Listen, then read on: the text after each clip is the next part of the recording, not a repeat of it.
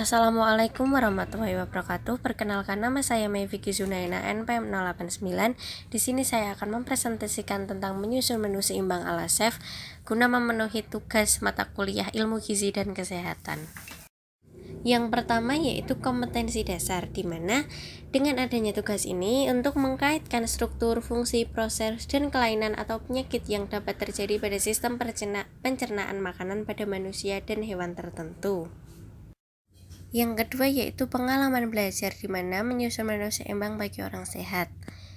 Yang ketiga yaitu alat dan bahan, di mana alat dan bahan yang digunakan dalam menganalisis menu makanan seimbang ini adalah yang pertama alat tulis, yang kedua tabel kecakupan gizi, dan yang ketiga tabel kandungan gizi dalam makanan. Yang selanjutnya yaitu langkah kerja. Langkah kerja yang pertama yaitu pelajarilah cara menyusun menu seimbang, sehat, dan cara menghitung kebutuhan energi yang harus terpenuhi dalam satu hari. Yang kedua, susunlah menu makanan dan kebutuhan energi yang harus terpenuhi untuk satu hari pada dirimu. Yang kelima yaitu data hasil pengamatan. Data hasil pengamatan ini saya peroleh pada hari Jumat tanggal 21 Mei 2021 dengan umur 20 tahun, jenis kelamin perempuan, berat badan 46, dan aktivitas kriterianya ringan hingga sedang. Menu makanan dalam satu hari ala saya yaitu dengan menu makan pagi yaitu roti tawar, telur ayam dadar, pisang, dan susu.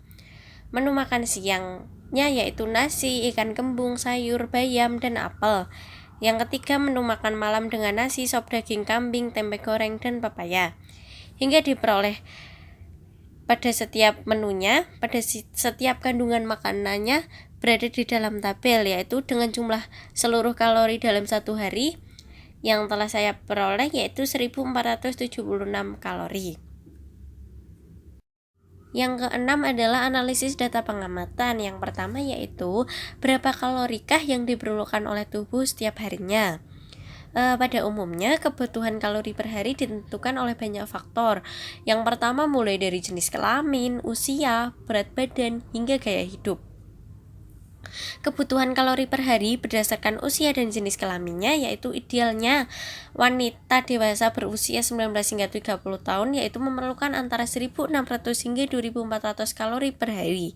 Dari data menu seimbang yang telah saya peroleh menunjukkan hasil kalori yaitu 1.476 kalori, di mana hasil tersebut menunjukkan kurang dari kebutuhan idealnya. Yang kedua, kebutuhan kalori per hari berdasarkan gaya hidup atau aktivitas. Menurut data yang telah diperoleh bahwa kebutuhan kalori wanita dewasa berumur 19 hingga 30 tahun yaitu 2.000 kalori. Hal tersebut menunjukkan bahwa kurang dari ideal kalori yang telah dibutuhkan untuk aktivitas ringan. Nah, sesuai dengan rumus yang telah saya hitung berdasarkan rumus KKP atau kebutuhan kalori basal yaitu wanita sama dengan 25 kalori dikali BBI atau berat badan ideal, yaitu dengan hasil 1427,5 kalori. Sedangkan kebutuhan kalori menurut aktivitas yang tergolong ringan yaitu dengan rumus AMB sama dengan 0,9 dikali berat badan dikali 24 jam. Dan untuk menghitung kebutuhan kalori yaitu dari variabel aktivitas dikali dengan AMB. Nah, dari rumus tersebut diperoleh bahwa hasil dari kebutuhan kalori yang sesuai dengan berat badan 46 kg yaitu kebutuhan kalori yang dibutuhkan sebesar 1.540,08 kalori. Apakah sama kebutuhan kalori antara orang yang bergejala berat dengan orang yang bergejala ringan? Jawabannya yaitu kebutuhan kalori sangat disesuaikan dengan intensitas aktivitas fisik yang dilakukan. Aktivitas fisik biasanya digolongkan sebagai aktivitas ringan, sedang, dan berat. Yang selanjutnya yaitu mengapa setiap orang perlu mengonsumsi makanan yang seimbang. Nah, yaitu Untuk menjaga kesehatan tubuh, perlu makan makanan bergizi yang mengandung nutrisi seimbang. Makanan yang mengandung gizi seimbang disebut makanan sehat sempurna yang mengandung mulai dari karbohidrat, lemak, protein, mineral, dan vitamin. Memiliki pola makan yang tidak bergizi seimbang dapat menyebabkan anemia, berat badan kurang, hipertensi, penyakit jantung koroner, hingga diabetes. Sebaliknya juga, jika mengonsumsi makanan dengan gizi yang seimbang, nutrisi lengkap dalam makanan tersebut dapat memberikan banyak manfaat, seperti menjadi sumber energi hingga menjadi tidak cepat lelah dan lemas, dan menyokong pertumbuhan badan seperti penambahan sel baru atau memperbaiki sel yang rusak. Selanjutnya, memelihara jaringan tubuh hingga kesehatan organ terjaga, mengatur metabolisme dan berbagai keseimbangan cairan tubuh, serta meningkatkan daya tahan tubuh dari berbagai penyakit. Nah, apabila tubuh kekurangan nutrisi karena tidak mengonsumsi nutrisi seimbang, maka fungsi-fungsi tubuh seperti tersebut bisa terganggu. Yang selanjutnya yaitu apakah yang harus dilakukan jika menu yang kita makan setiap harinya melebihi dari menu yang dianjurkan. Nah, yang pertama, mulailah dengan menentukan berapa banyak kalori yang dibutuhkan dalam sehari. Nah, sesuaikan dengan berat badan. Nah, yang selanjutnya untuk makanan selingan, bisa mengasup kalori sebanyak 100 hingga 150 kalori per satu kali makan selingan. Jadi, dari dua kali makan selingan, tubuh sudah mendapat 200 hingga 300 kalori. Dengan mengurangi total kalori per hari dengan total kalori dari makan selingan, sehingga akan mendapatkan total kalori untuk makan utama. Dari sini kemudian bisa membagi kalori tersebut menjadi 3 bagian, yaitu antara untuk sarapan, makan siang, dan makan malam. Yang selanjutnya yaitu penerapan dalam kehidupan sehari-hari. Yang pertama, penerapan tersebut bisa dengan mengonsumsi makanan beragam, seperti pastikan selalu ada sayur dan buah dalam menu makan sehari-hari sebagai sumber utama serat, vitamin, dan mineral. Porsi sayur dan buah harus memenuhi separuh jatah makan kita keseluruhan dalam satu hari. Yang kedua, pastikan juga ada lauk pauk dengan protein tinggi, misalnya seperti telur, daging, ayam, dan lain-lain.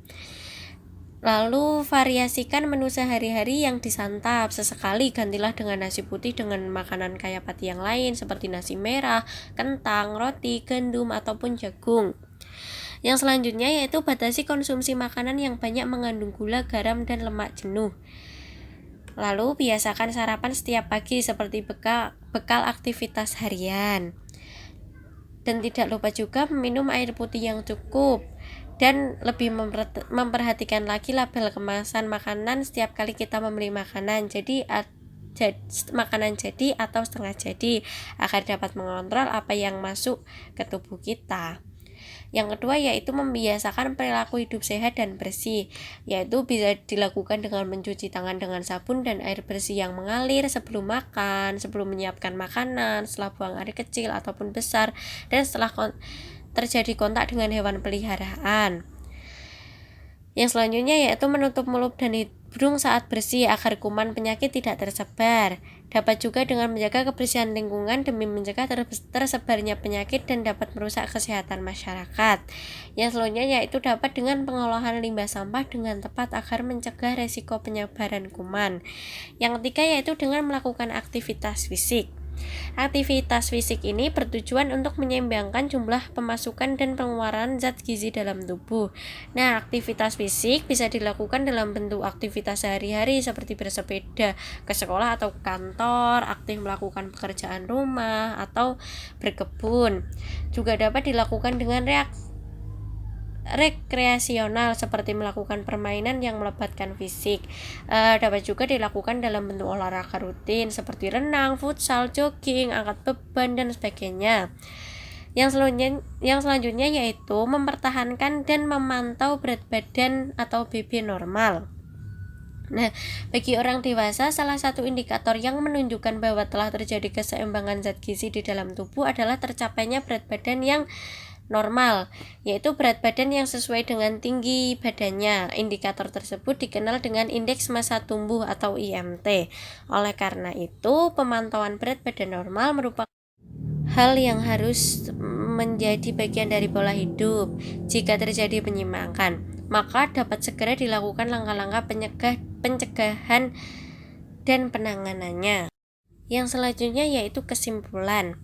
Pada umumnya, kebutuhan kalori per hari ditentukan oleh banyak faktor, mulai dari jenis kelamin, usia, berat badan, hingga gaya hidup.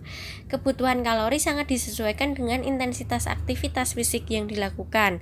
Aktivitas fisik biasanya digolongkan sebagai aktivitas ringan, sedang, dan berat. Penerapan menu seimbang dalam kehidupan sehari-hari dapat dilakukan dengan mengonsumsi makanan beragam, membiasakan perilaku hidup bersih dan sehat, melakukan aktivitas fisik, dan mempertahankan dan memantau berat badan atau BB normal. Sekian presentasi dari saya. Apabila terjadi kesalahan, mohon dimaafkan. Terima kasih. Wassalamualaikum warahmatullahi wabarakatuh.